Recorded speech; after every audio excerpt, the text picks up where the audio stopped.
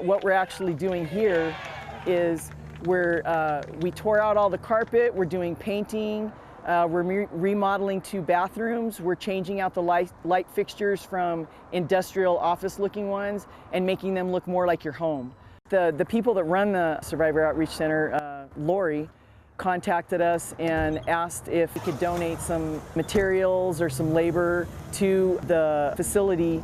And since celebration of service time frame was coming up, that was an opportunity for us to encompass it into our celebration of service program. In 2011, Home Depot made a commitment to put $80 million towards veterans, homes, and services to help make their living better. This is just another facet of that. So since the 2011, when it was created, we have given $52 million in programs, projects like we're working on today, towards making life better for veterans.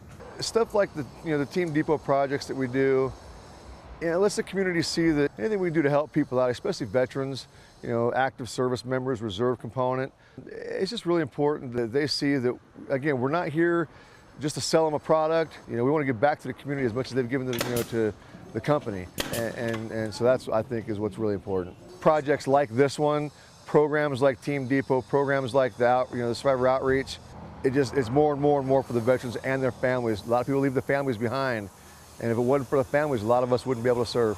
Home Depot is coming in and they are beautifying our building.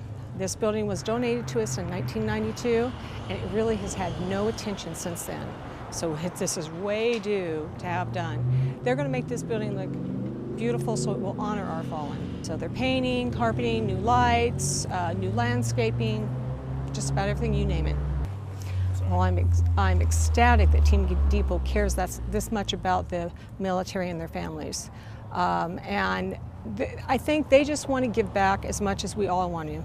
Ultimately, we all care about our service members and what they're doing for us, and it was a promise to the soldiers that if something happened to them, we would always support their families.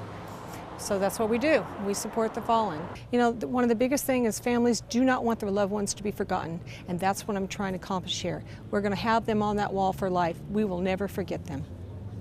Back in the day when you lost a service member, you were disconnected to the military. Well, that's no longer. You are connected to the military as long as you want through Survivors Outreach Services. Survivors Outreach Services is a long-term, for life, for the survivors to help them through each journey that they're going to go through, such as benefits, counseling, financial counseling. We're friends. We represent the military. Most times when a service member is lost, that's all that family knows, and we're going to always be here for you. That we maybe don't really understand the sacrifice you made, but we get a pretty good idea, and that we're here to support you in any way that we possibly can. You're never going to be disconnected to the military as long as you don't want to be.